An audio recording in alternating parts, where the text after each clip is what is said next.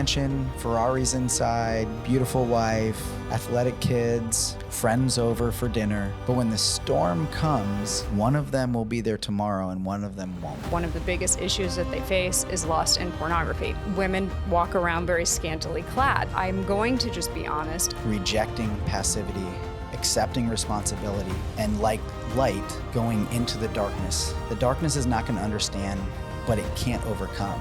Men are being brought down by what the business world is providing or what they think it will provide. So I would leave before the kids woke up, before the sun came up, and I came home when they were already asleep. I don't know how long it went, and I worked weekends. There may have been months where my children never saw me. There's no amount of money to justify that. The Bible is like GPS. It's like God positioning stationary. We're constantly like rerouting.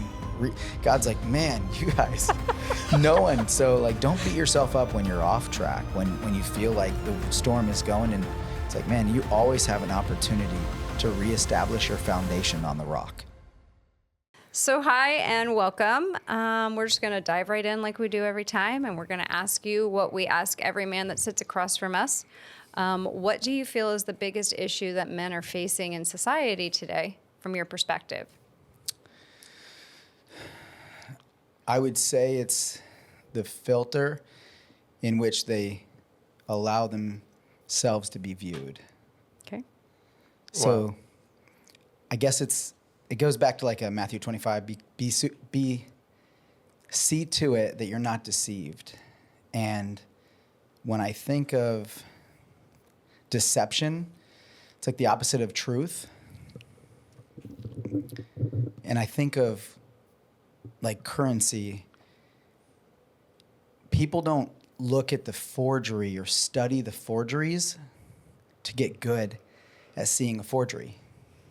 They study the real thing over and over and over and over again. So I think we have the right filter to understand who men are supposed to be in family, community, the church, whatever organization. And we've been deceived, and we have a massive forgery out there, printing press, if you will, that's all the different medias and special interest groups that benefit from real men becoming something different. Yeah. Agreed. And well said.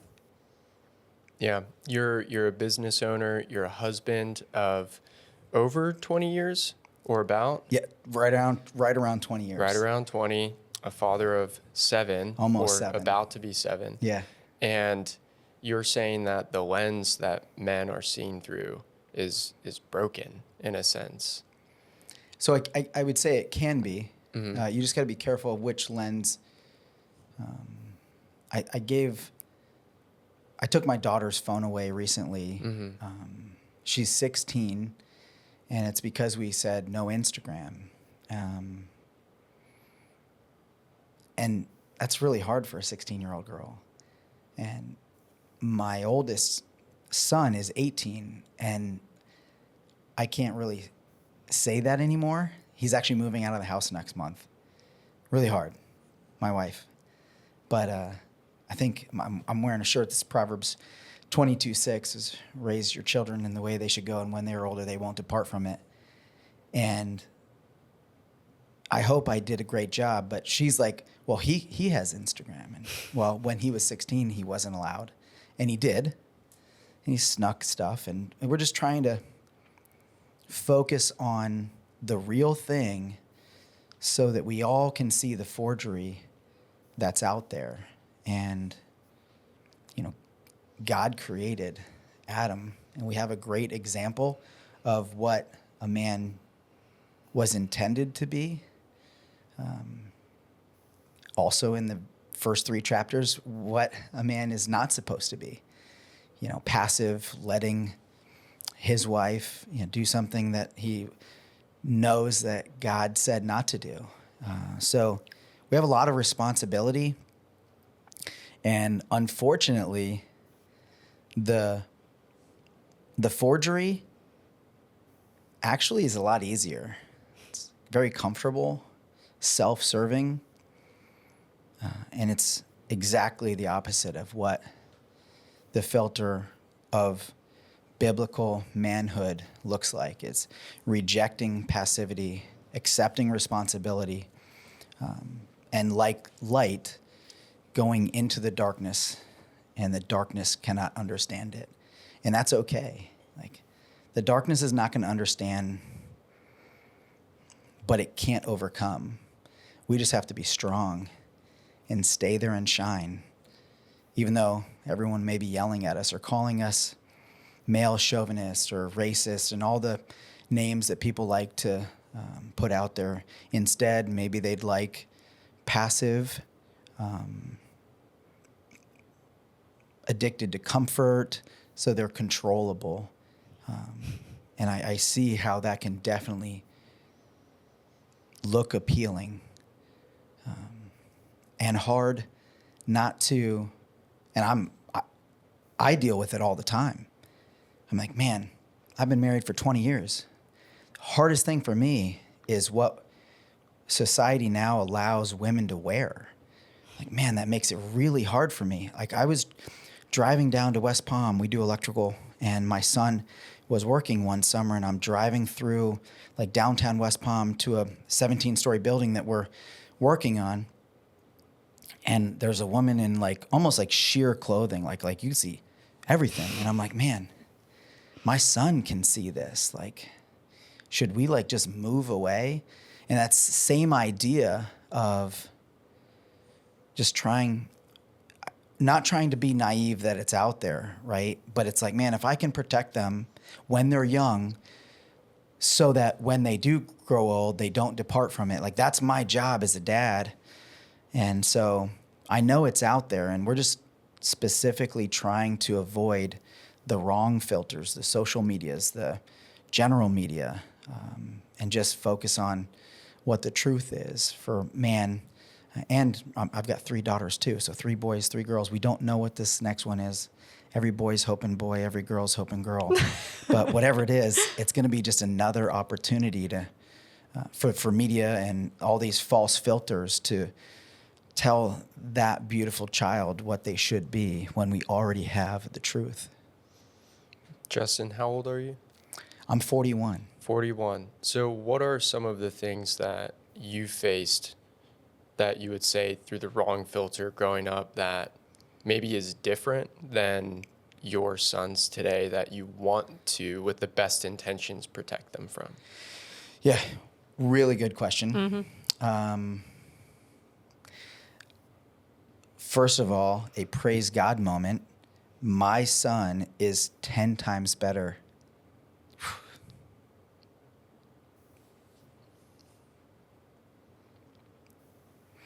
He's 10 times better than me.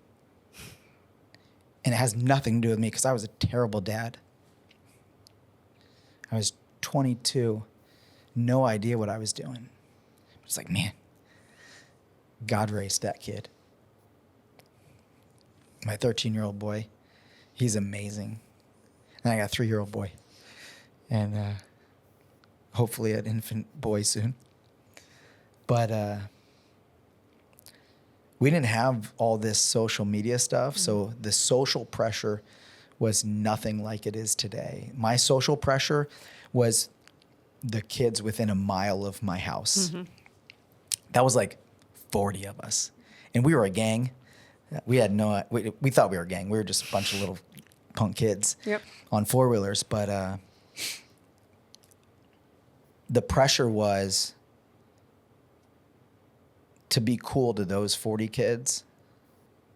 Mm-hmm. Now, to be cool to 4,000 kids, man, I couldn't fathom that.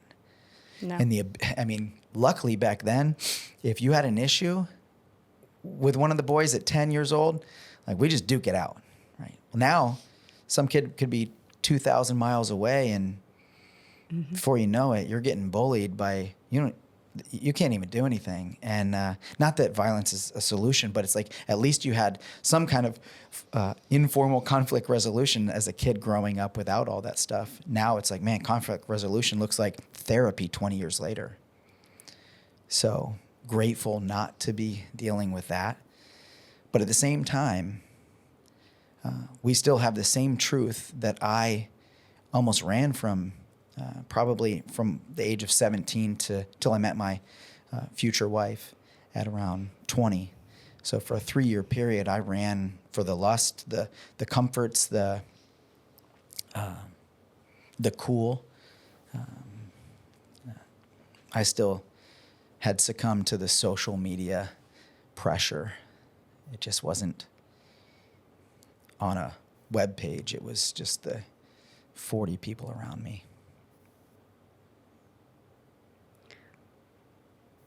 I think it's interesting. When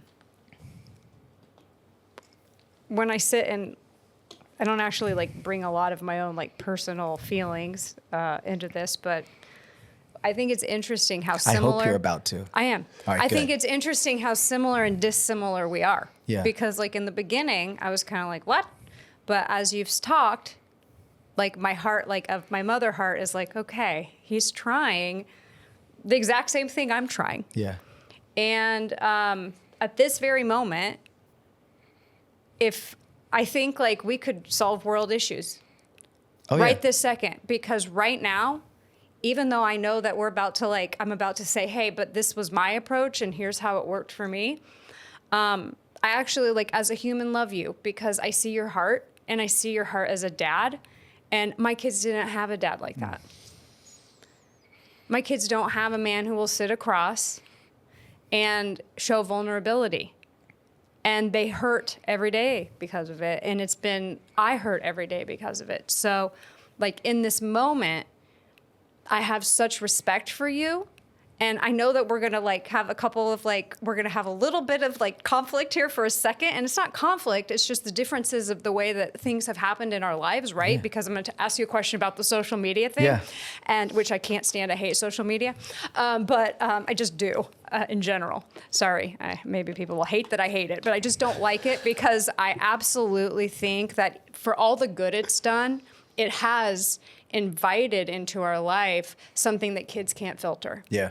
So I 100% agree with you. But I really like love that you are that dad, because if everyone had that dad, the world would not be in the disorder that it's in, because you're trying to love your children as you feel loved by God, I think, as well. God loves perfectly. And even though we're not perfect, look at you trying so hard to love your children. And you're getting so within your own like loving self that you're so proud of your son for being, as you're in your opinion, 10 times better than you. And so like, wow. Okay, so great. Like I already like, okay, I like this guy. Can you actually run it back to what you alluded to? Yeah, I'm about to. Okay, awesome. I'm excited. So you said that you took your daughter's phone away, right? So here's my question to you, because I approached parenting a little bit differently. And my I don't know why I'm like bringing up parenting on this show, but I'm gonna. So here's what I always did. I let my children not obviously go to a max, but let's say I always let them have a little privilege, and I'm like, okay, how do you feel about this? Why is it that you want to go on this? Why is this? Instead of a hard no, because in my mind, as human beings work, especially as children, I know that especially guys, but girls too, are going to do it anyway. I'd much rather know what's going on. I'd much rather have them be able to come to me with those questions. But you've taken a different approach, so I'm just curious about it because I don't know if I'm right. I mean, my boys talk to me all the time. They're 100% like TMI, but I'm here, and they have to have somebody for the TMI. They have to. And I don't know your personal relationships, and your kids may TMI with you too. But my boys come to me with every single thing. But in my opinion, they've gone too far on the social media, but they now know how to, okay, this is too much, and they scale it back. So we've had a trial and error while in the home so that I could oversee it. There's certain things I was like, absolutely not. but because I wanted to make sure and I wanted to oversee how they were, I never said absolutely hard no to this certain things. Yeah. Okay. So I'm curious about that actually. Oh man. So, I mean, as you were talking, I was thinking like God created man and said, it is not good. And so you as a mother and a man as a father is what actually creates the greatest image of our Heavenly Father. So I brought a little bit of that perspective to the hard no, and you brought the love and compassion portion that I lack. And when I say I was a bad dad, that's what I needed. Ah. And so I think it's the beauty of we would complement each other, my wife and I.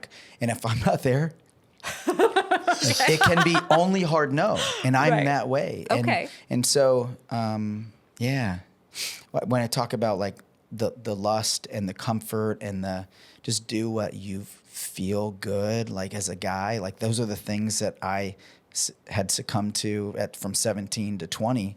And that's what a lot of guys are dealing with now. And it's like everyone's saying, just do it. I'm like, Yeah. man, this is crazy. And what it's causing is that separation between husband and wife. Like the divorce rate is 60-something% right now. So it's really tough. So I love how you bringing you. That's exactly what's supposed to happen. So I don't ever think I could do as well as you in love and compassion in that type of way. And I don't think you should have to bring the other side of things. And unfortunately, you know, that's you're doing the best and you're trying to do both. And thank God I'm not trying to do both because I would be really, really bad at it. I don't know if that answered the question, but that's what I was thinking as you were saying that. No, it did, because So- it shows that we're supposed to work together as Yeah. human. Men and women belong working together, and there are certain leadership roles. And you were saying something that I know that maybe the left, let's say politically, could chafe, but you're not actually. You're saying something really true. A man brings a certain element to the home and a woman brings a certain element to the home. When one of them is missing, and that's what we're trying to say here, we need men plugged in to the home. Women can do it alone. Sure, we could all do it alone. Right. The children suffer. The family unit suffers and society suffers. Yes. So literally, I mean, I feel like, and the reason I'm like highlighting this is a lot of what happens in society, I think. Someone may come in and initially we think that, okay, like, I don't know if I agree with him. I don't know if I agree with her. But at the end of the day, I think if we're all trying to figure out that we all come to the conclusion that, hey, we actually just want the same thing. There's so many similarities because now I'm just like, wow, this is really great. This guy's really great. And so I really like that. Yeah, I mean, I guess as you started saying that, I'm not like ostrich with my head in the sand to where I have no idea what's going on. So I recognize this idea of like, what is a woman? Like I've seen those arguments. I've watched a lot of these podcasts of people debating, right and left, whatever it is. It's just, it's amazing how opinionated we are. But at the same time, for the most part, in 99% of the things, we all agree. But we find that we enjoy dividing ourselves somehow over some weird things of like what is a man or what is a woman. So, I mean, the Bible's pretty, Straightforward. yeah, there's really not a lot of argument there. But I guess if that's a filter that people view as potential truth as media or social media, and they think, oh, maybe I'm not even a man, or maybe I'm not even a woman. And like you said, it's like it's the next generation that's really going to suffer. Yeah. And we are different. We are equal. And God uses the term helper. Some people translate that as like subservient, and that's not at all what that original terminology in the Bible means. It's actually the same word that he uses to express who he is, God is, to man in general. And it's like, man, women are maybe more like God than men are, because he literally uses the exact terminology as helper. So yeah, I like that. we definitely need each other. And that's the filter that I try to keep my family focused on, so that when they see all this other stuff, my son's 18, my oldest, and he knows that he struggles with lust, and it's everywhere. Yeah. I mean, you drive down 95 and you see, the billboards of weird things promoting the gentlemen's clubs. And Yeah. I'm like, oh man, I hope he just doesn't see that. I hope my 13-year-old, I know my 18-year-old's driving, so he sees it. But yeah, it's everywhere. And so those are the things that I struggled with was, the comfort and lusts, and serve yourself. Life's short. Yes, it is. Life is short. That doesn't mean do things that serve yourself. It actually means do things that serve other people. And you don't have that much time to figure it out. That's No. what it is about Yeah. life short. You're right. Well, I really want to pivot a little bit into business and your experience, but before doing that, I want to ask, how would you encourage someone who feels like, I can't filter this out? I am a man, and all I see in my workplace or where I live or on social media, there's no way for me to filter this out. So all it is trying to fight an uphill battle. What would you encourage a man who's, either as young as your 13-year-old boy or 60, 70 years old who's, been married for 50 years? Yeah. So we're part of an organization called Marked Men for Christ, and it deals with those wounds that lead you to believe that you can't, because you're, almost just have bondage for those things, like chained. And I've seen those chains break. And so there is hope. Jesus is the hope. Yeah. But if you say you can't, you're likely right. But if you say and believe that you can, anything is possible through Christ. Amen. So I would just challenge your belief structure. Anything is possible. Anything. No, you're right. Amazing answer. Yeah. Thank you. Now, as a businessman, I'm very encouraged by you. For those who listen and don't know, Justin has been someone that's helped me in my business. You've, started a podcast out of this studio, birthed into another podcast that you gave me the opportunity to help you build. And through that, I've seen you as a, husband a little bit. I haven't met your wife yet, but as a founder, CEO, businessman, family business, right, running multiple things. So as a younger person, 27 years old, I'm enthused, encouraged, excited when I get to hear from you, because on one view, I go, if we were to just put on paper, business owner, husband, father, successful, what does success mean? That's something I'm going to ask. And, wiser, and you're writing a book, and I go, this is someone that I want to learn from.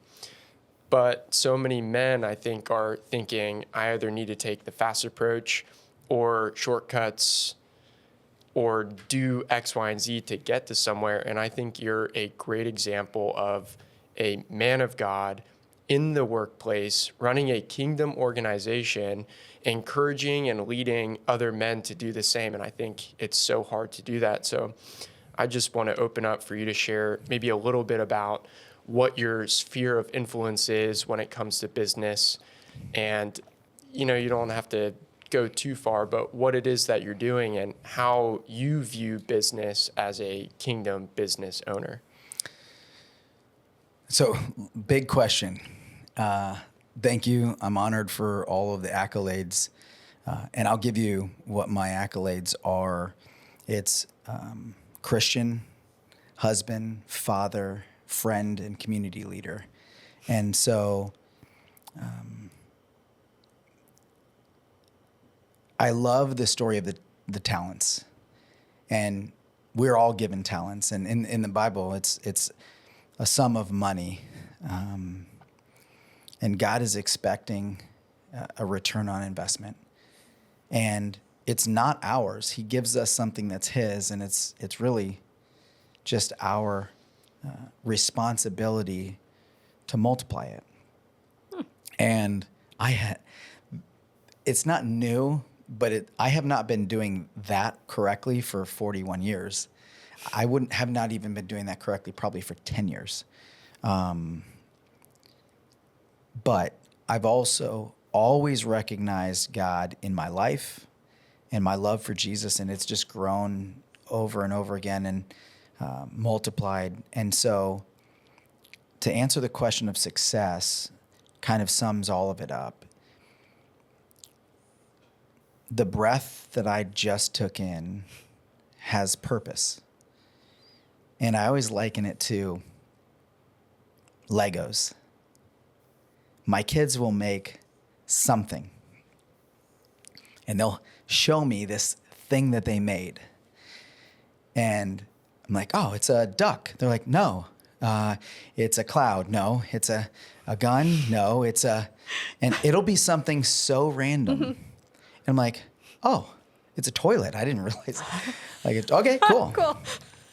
Well, so the lesson in there is only the Creator can tell you what you are and what your purpose is. And so they can't be wrong because they were the Creator. And so success is understanding why you took that last breath and then having the courage to take the step to live that out. And I'm not there yet. I don't think I'll ever be there, but I am trying harder and harder every day. And I think that's success. That's very good. I'm sorry, I'm going to pivot back.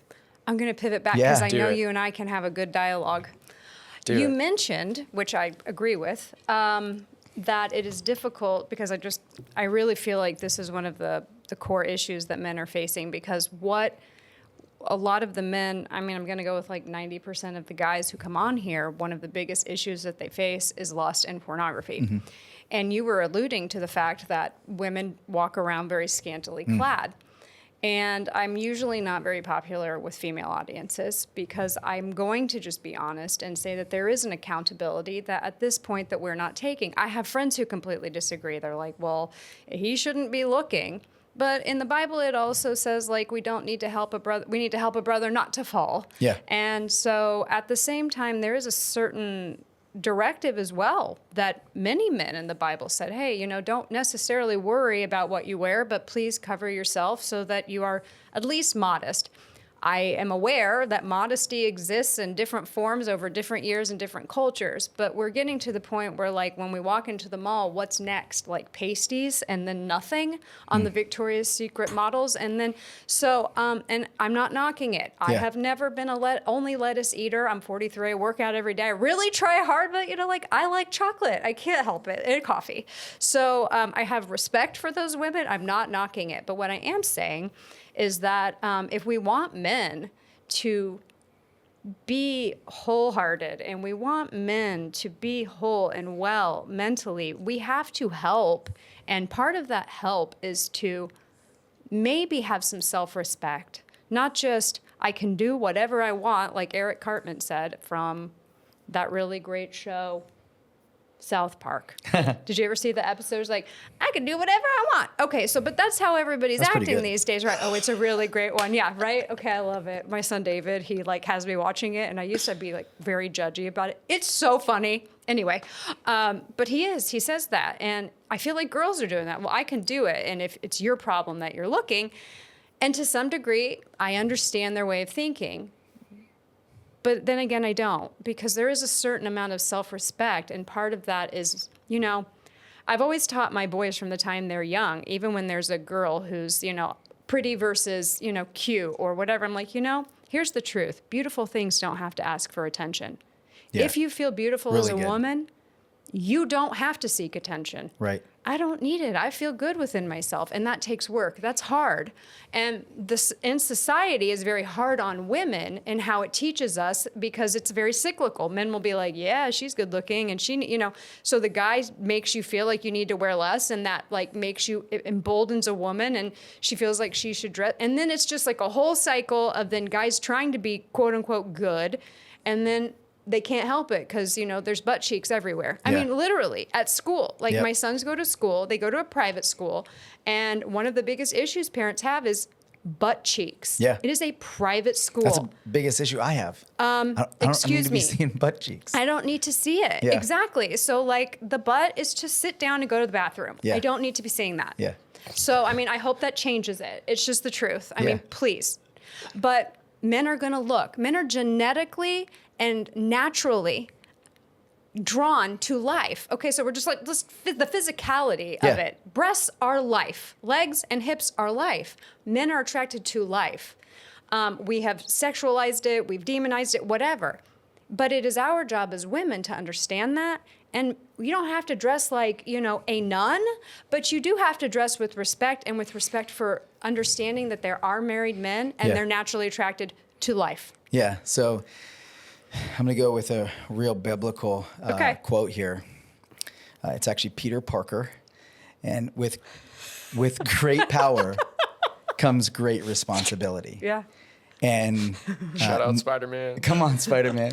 But I mean, that's real. And I love how you, like, if God made everything and it was good in creation, like he made women and it is good.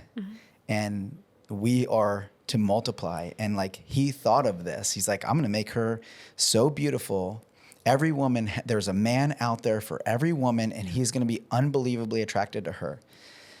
Now, if you're attracted at first because of the physical, you're doomed because the physical changes. And so a woman's character is not likely to change, but her body sure is. And I love my wife more today than ever. And it's not because of her physical only. Eventually, it may not be physical at all. We are so excited to be like old, wrinkly people together. But the person I love is 100% still there. It wasn't because of just the physical. And so we talked about the divorce rate being in the 60%. It's because what people fell in love with changed.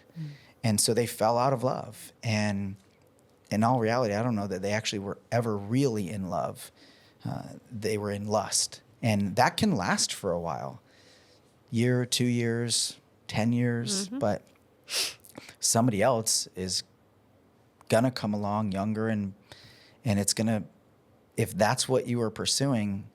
So with great power comes great responsibility, and women have unbelievable power. And I would love for them, you mentioned self-respect, and I mean, man, there's such depth there.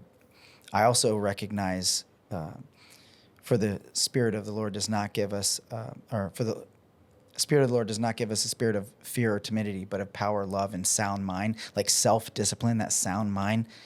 Somebody said it, one of the guys in Marked Men, first look is identification. Second look, you're cheating. Yeah. And I'm like, man, that stuck with me. So I find myself going, look, I'm just driving and it's like, look, Justin, don't you look again. And it is so hard. And man, I just try to honor my wife regularly through looking once, identifying not to hit somebody, or, we have to identify people and things as we go. But the second look after you've identified, it's not right. I have a lot of respect for you right this very second, because I fail you were at that honest. all the time, so please. No, I absolutely Yeah. do, because it is a reality.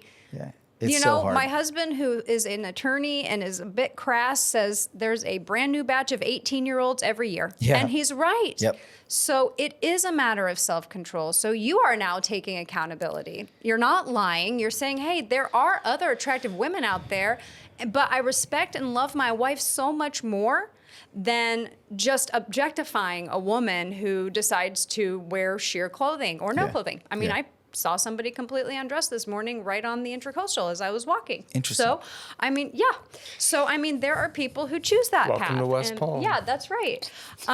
It's nice to see men who love their wives. This one over here Yeah, is I saw him giddy. get all crazy giddy. He's giddy. His wife is currently our live audience. And hi.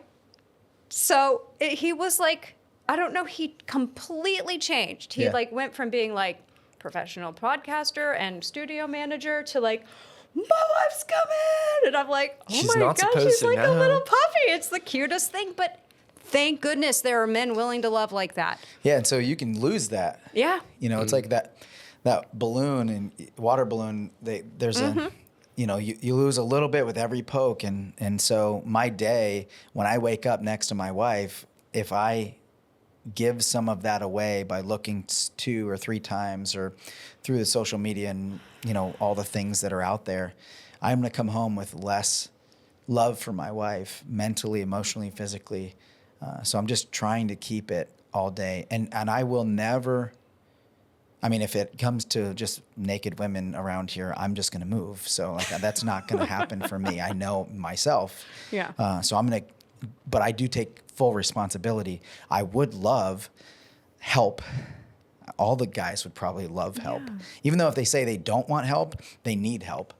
We all need help. And so I don't say they're responsible, and I don't shame them for trying to do whatever they're trying to do by doing that. But like Peter Parker said, with great power comes great responsibility. And I would love the help. I'm not saying that women do not objectify men.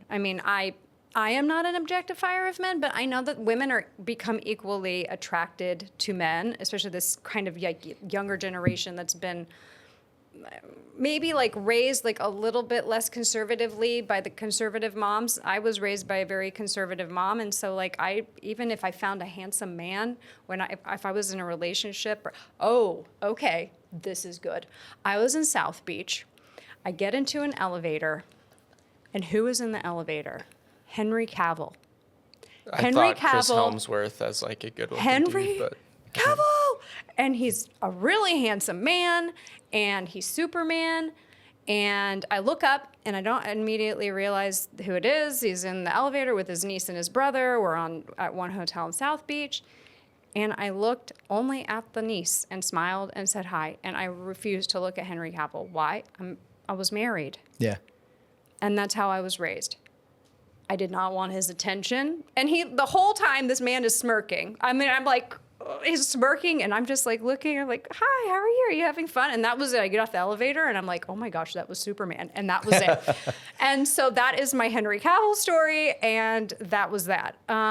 But that's what it's supposed to be. Yeah. You're not supposed to sit and objectify or, we call them Hollywood crushes, but like, no. He's a person, he's married, he's a kid, and we all need to just maintain our composure a little bit, you know what I mean?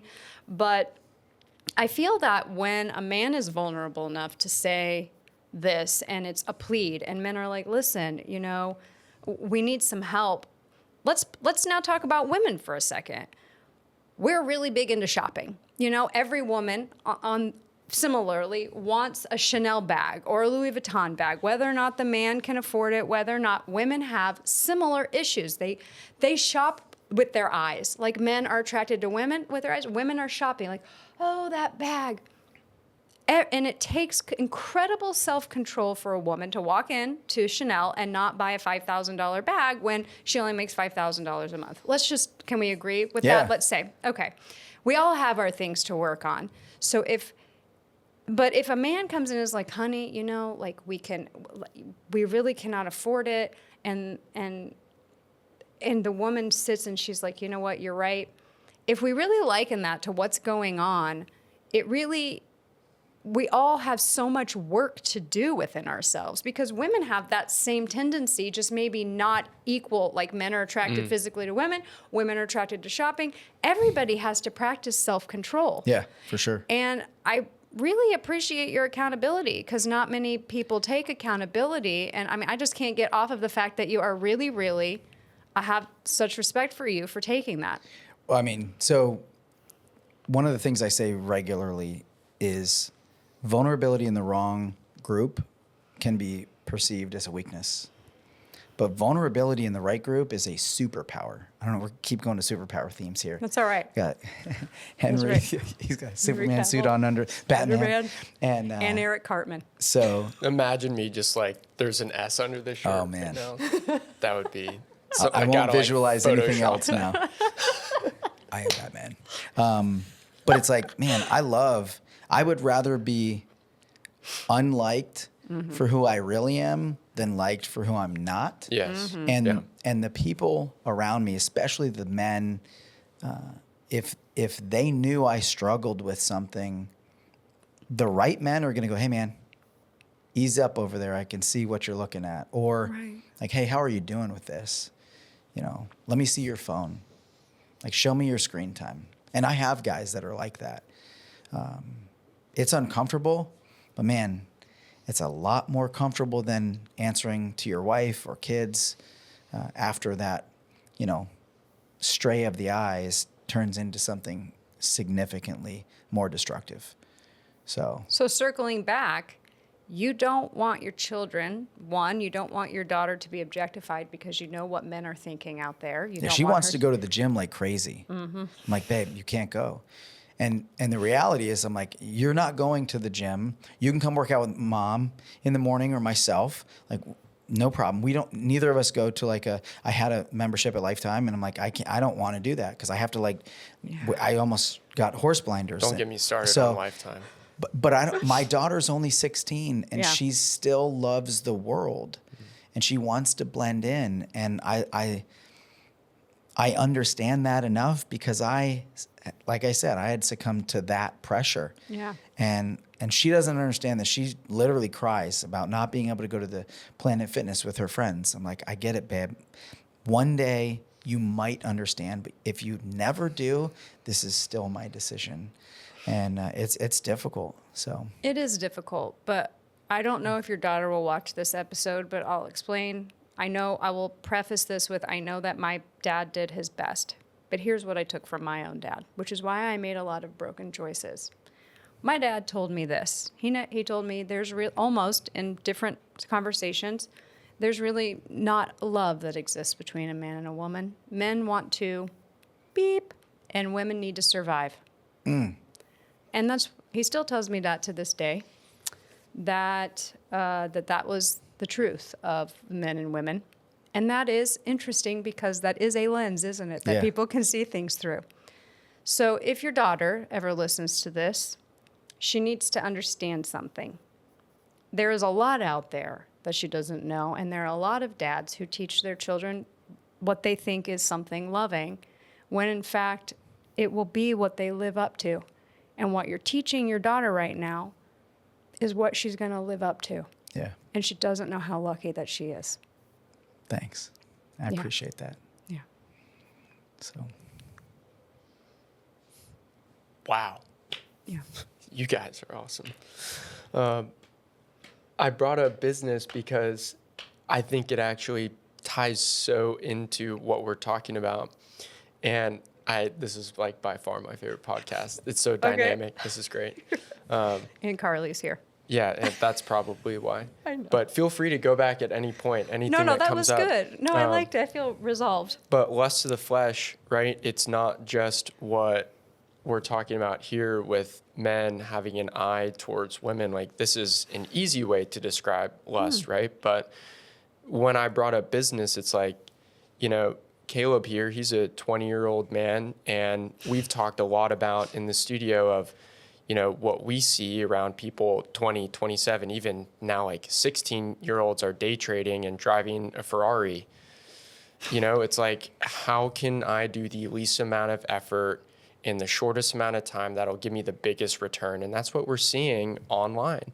And it drives young men to look at business, which is how you become successful and provide for your wife and become a good community leader and be good enough, right?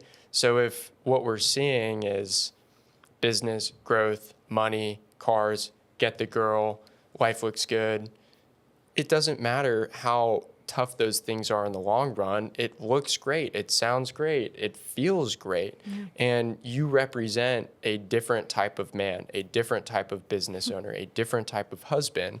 And I'm curious how you present yourself in business and how you feel like that's encouragement to young men.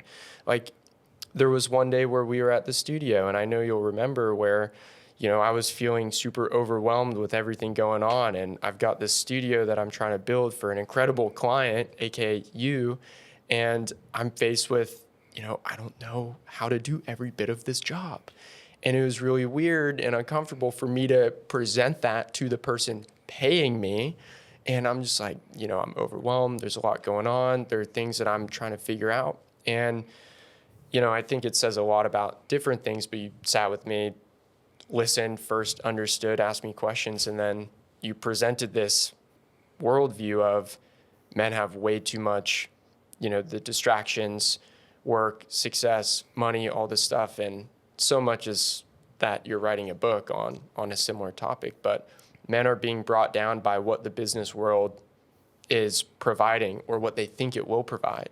And we need more men standing in the gap saying, hey, you can be a great husband while being a businessman who provides for your family and raises great kids because you're present. And I don't know if I see enough of that. Yeah. So, man, you do huge questions. So it's so hard. Thank you. And by the way, Answer it all in one sentence. I couldn't do that. I can do it in one story. This is a parable, and the idea is building a house on the sand or the rock. Mm-hmm. And Jesus is the rock, even though some people say Peter is the rock. It's Jesus. Jesus is the rock, Petra, rock. But same house. Yeah. Mansion, Ferraris inside, beautiful wife, athletic kids, friends over for dinner. But when the storm comes, one of them will be there tomorrow and one of them won't. And the question becomes, what am I building my house on? And if it's money, money can come and go. My family knows that whether we are living in our current home or our future dream home or under a bridge, home is wherever we are. And we're always going to have Jesus with us. So there's really nothing that money provides other than opportunity to help other people. So I think that's the greatest story. Yeah. What are you building your life on? Because if it can be taken away, obviously that wasn't the right thing. And I've done that. I've had those seasons. I tell the season of when I had 3 kids, I think. I was broke. We lost our first home, foreclosure. I had a 6-month-old. We lived in a space that's about the same size, maybe a little bit smaller than this studio. No plumbing. We had to walk outside to an exterior,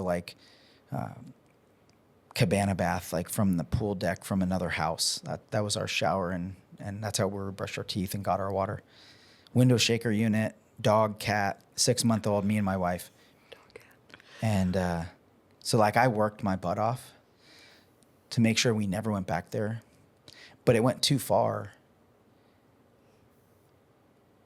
We were able to buy another house, and I worked 3 jobs so that we never had that situation. And I think months went by where I used the provider excuse, and the pain was real. We literally lost our house, foreclosure, 2007 or 8. Oh, yeah, that was that bubble burst.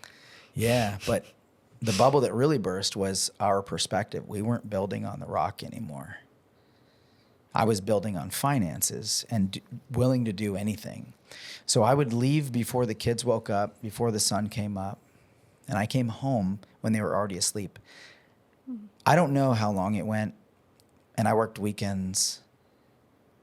There may have been months where my children never saw me because they were asleep when I left and asleep when I got home.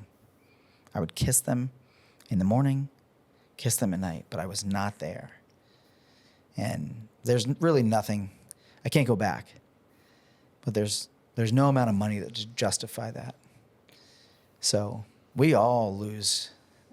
When I think of the Bible, it's like GPS. It's like God positioning a stationary. So we're constantly like rerouting.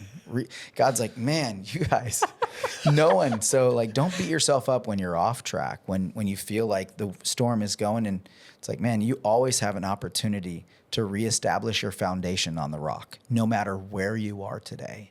You could have built it on the sandiest beach, beautiful view, and the storm's coming. Like, that's the moment you can still replace your foundation.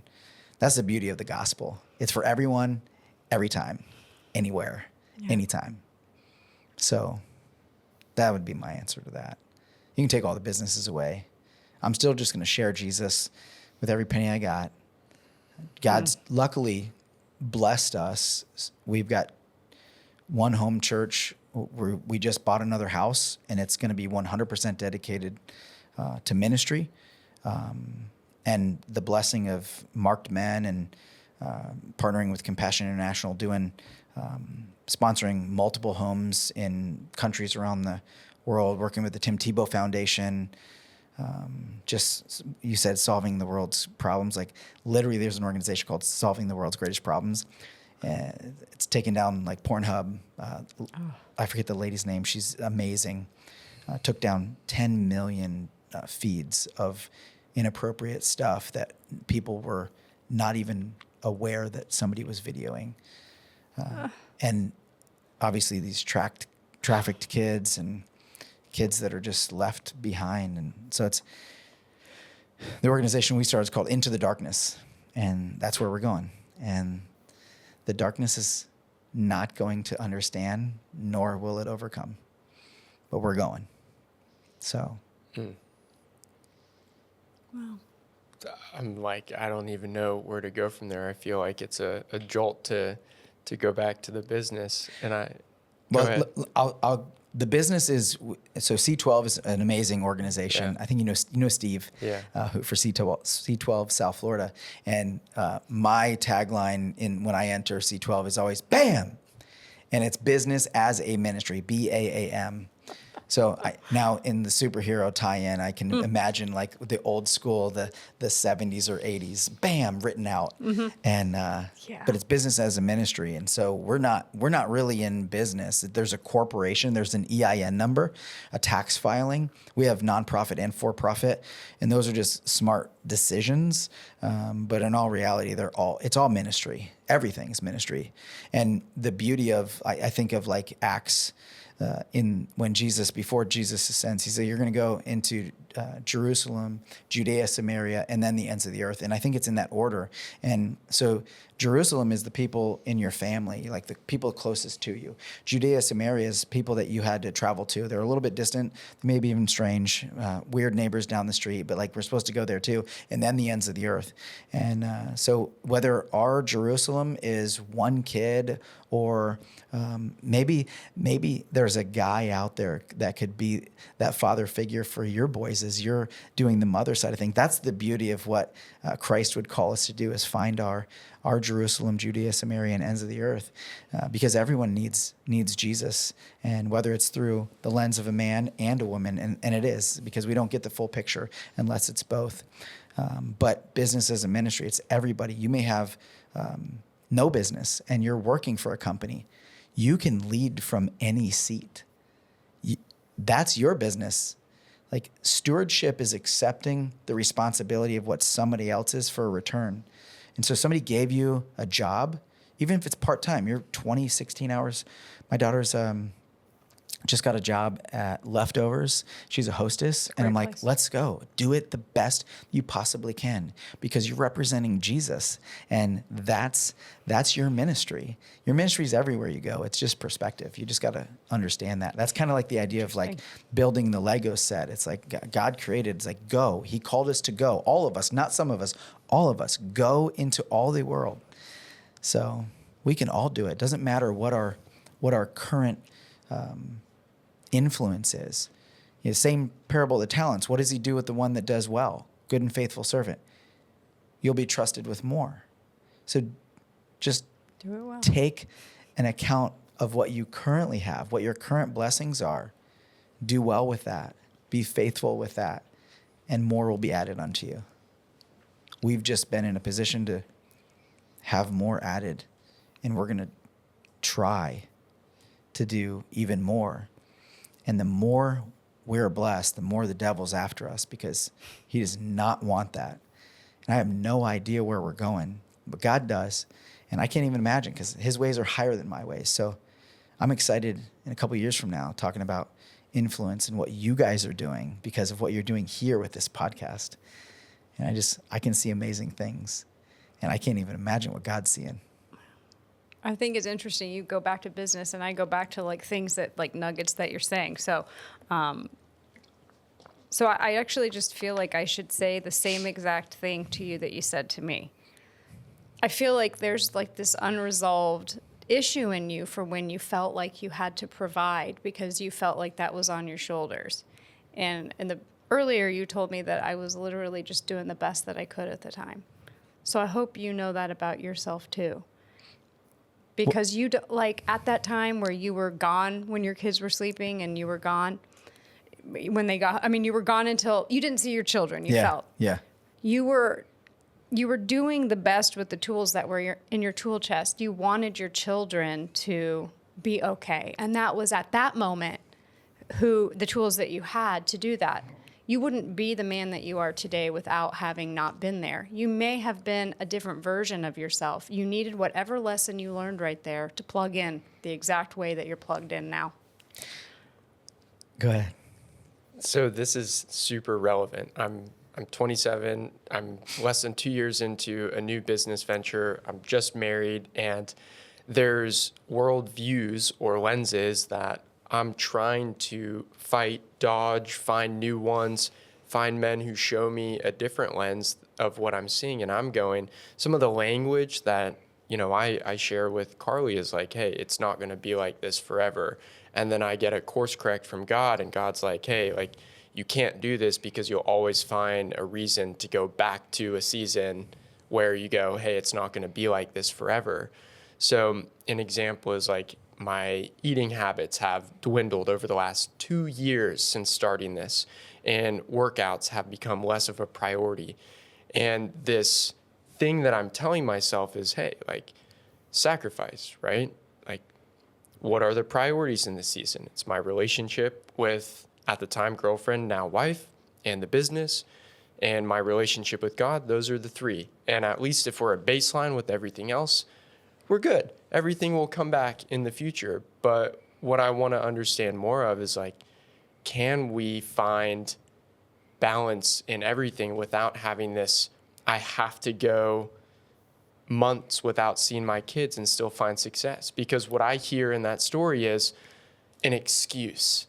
Hey, Carly, there'll be a time in the future where, you might not see me because I'm just going to, get after it. Yeah. And you'll look back in 10 years when we have the fancy cars and you'll go, wow, Jackson, you were right. Those 6 months where I hated you for being gone, you're the best. And that's, I think, what, this lens is finding a way to go, I'm going to do this crazy thing and work harder than everyone else. And it's going to suck for myself and for everyone around for a little while, but then it'll be better. Is that the case? Do you look back and you go, I would have had to have done the same thing? So I appreciate what you say and said, but I completely disagree. And this I doesn't do. surprise me. We started out kind of in a disagreement, but we came together. So it's like Romans 8:28, God will turn all things for his glory and for those who call on his name. So he used that. I learned something through it, but I really go back, and my wife and I are in what I would say a season right now. One of my chief operations officers of one of the organizations had some, family issues and business issues that required him to step away immediately. So I'm CEO, COO, all at the same time. And we have a ton of change going on too. So it's like, it's actually the greatest thing. Like, God's working through him and our organization. It's beautiful, but it's a little bit more effort and energy than normal. And so I have to be careful because I've had those seasons, and it's never worth it. It's never worth it. I go back to Israel in the desert. When God provided manna for them, he only provided enough for today. And we're constantly trying to gather more and justify like, hey, but that is reliance on us and our production. And that's not what obedience looks like. It's like, pick up your cross daily. This is all just for God. Think not of the things of this world, but the kingdom. And it's like, man, if I provide for the birds of the air and the fish of the sea, how much more would I not provide for you? So God definitely gave me a great lesson, and maybe it's for somebody listening today so they don't do that. And so I'll never know, but it's going to go for the glory of God. But it did cost me something that I won't ever get back.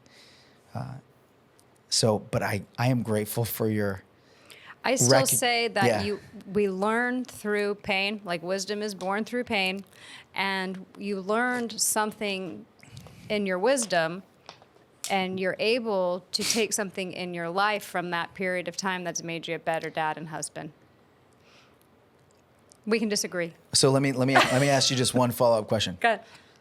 17 and 15, right? Mm-hmm.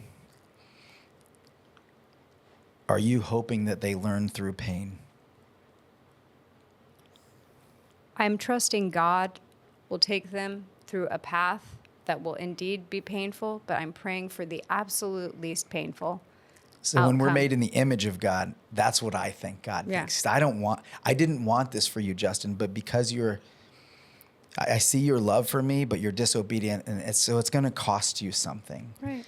And No, I so- don't want my children to go through pain, but Yeah. I know that I can't be a pie in the sky person or a Pollyanna either. I have to know that they're human with free choice and free will, which is the gift that God gave us. Yeah, so pain is inevitable for sure. Absolutely. For sure, but so I'm realistic about the pain. Yeah. But I'm like, dear Lord, please take them through the least rugged path Yeah. possible.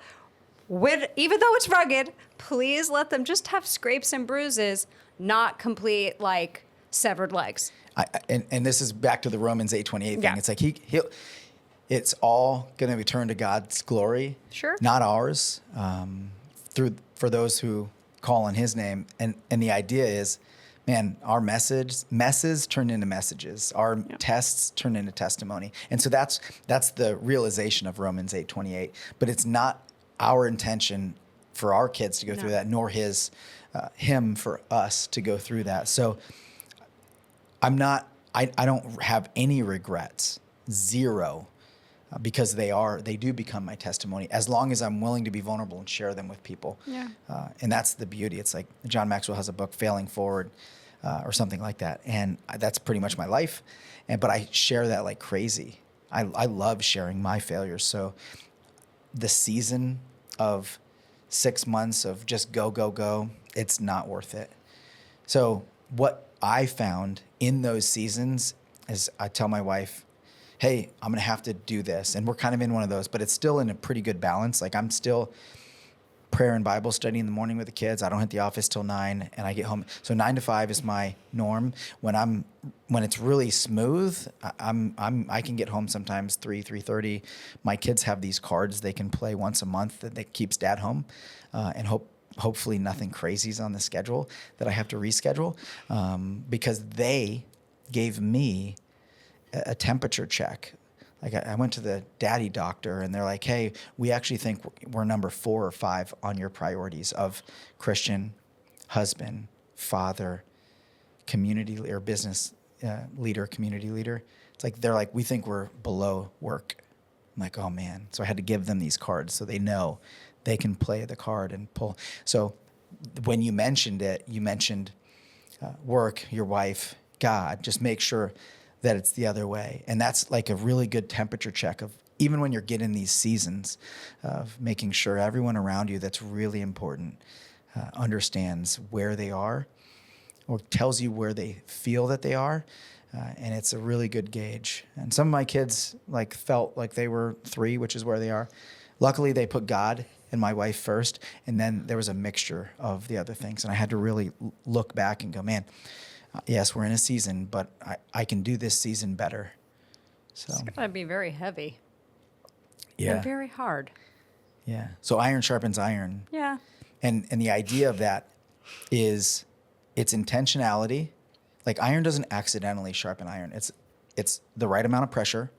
Literally sparks are flying and pieces are falling off of both. So iron sharpens iron. They're both getting better from this. And that's uncomfortable, and it should be. If things are comfortable, man, I'd push harder. Make it uncomfortable. That's where growth happens. That's where we get sharper. Literally sparks. I have another one for you. Being in the home, husband-wife dynamic, we talk to quite a few people about what it looks like to be a man in the household. And today, some of what we see is women trying to be a leader, whether it's business, but that comes to a relationship where you have these super strong women who want to be a leader, a breadwinner, all of the above, and then expect that, the man submits. And what I'm getting at is, how do you be a leader in the home as a man, but also remove the mask and be vulnerable, like you alluded to with the right group? They will uplift you versus saying you are weak. What is the mask? This, I am strong, I got it, every problem is fine, I'll take care of it. So you're at work, you solve the world's problems, and then you come home and the stereotypical, my husband is a shell, he's not emotional, he's not sharing what's going on, right? How can we do that as men, yet not be looked at as, oh, well, he's just going to let everything, go by and maybe not protect me, right? How do you balance that in the home and be a strong man, but not allow the view to be my husband's weak? Yeah, so good question. At first, I'm thinking of the ladies that have stepped up in the vacuum that the men, the leaders that were supposed to be there, created. And that's the reality. Mm-hmm. It is our spot. And when we vacate it, we see amazing women step up and try to do both. And thank you for that. And you represent so many women. It's crazy. Thank God he built women way stronger than men. Emotionally, physically. My wife I've watched her birth 6, about 7. Like she is, if men had to do that, we would have died after the first generation. And so, like, I'm just so grateful, because if the opposite thing happened, like women vacated their responsibilities, like, I don't know, we wouldn't be here. We wouldn't exist. We would be done. But God, in his infinite wisdom, created us the way we are. And so, again, first of all, thanks for all the women stepping up, and men and mentors stepping into some of those vacuums. But that kind of leads to the answer to the question. It's like, how do you do that? Just fill the void. And if your wife is that caring, loving, somebody needs to be the disciplinarian and the structure. And though people may say, kids love to run and have these kids actually, they love the safety mechanism that the structure creates. Even if it's a little tighter than most people would agree, it's better to have that than complete freedom. So it's complementing your spouse. Occasionally I'll come home and I'm that shell. And what we don't do well, which we know we should do, is, hey, babe, I'm a 2. And she knows that she needs to be an 8. Or I come home yesterday. My wife's 27 weeks pregnant, and we have 6 kids. Mm-hmm. So there's a lot of days I come home and I'm like, she's just sitting on the couch going like, 1. I'm a 1. Yeah. It's like the kids, have been absolutely nuts. It's like we homeschool, so she's with them all the time. And so it's summertime right now, but so it's just, when you talk about balance, it's like that's what, when God created man, saw that it wasn't good. Man needs woman, and it's reciprocal both ways. And so complement each other. Woman is our helper, meaning we are better with her, but that doesn't mean we're equal.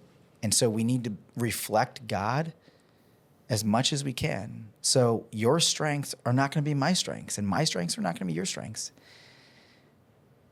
That's why opposites attract.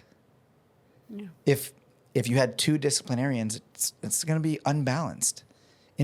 And so I love that God created it that way. Opposites attract. And we know that man is opposite woman, but equal.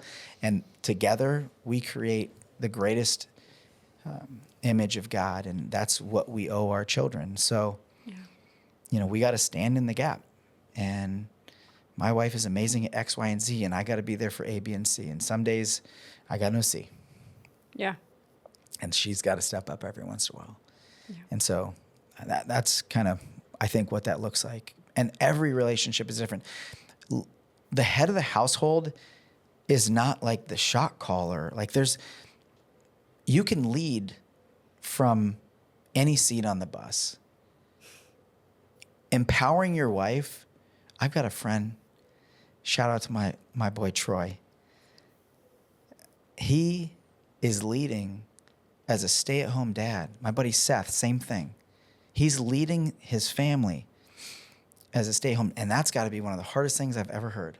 Mm-hmm. And they made an intelligent decision that both of their wives have educations and relationships and job opportunities that have a greater opportunity to bring income, and they're recognizing that raising children that love Jesus are the most important thing, and this just makes a lot more sense.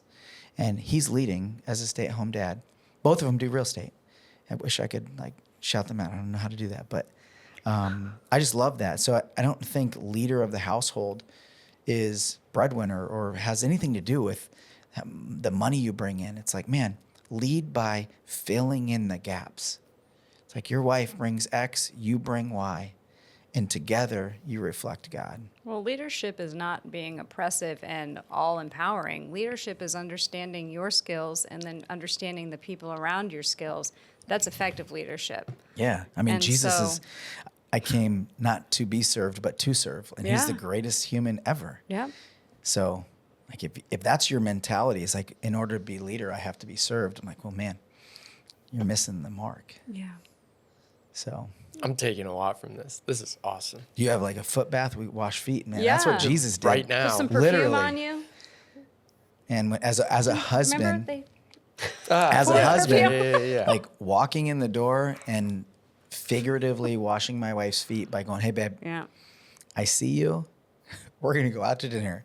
Because many evenings now, it's like, I have no idea. It's been chaos. I don't even know what's for dinner. It's also hot outside. And I'm like, all right, no worries. I'll go pick up some pizzas, whatever that is. You want me to take the kids? That's washing her feet. That's serving her.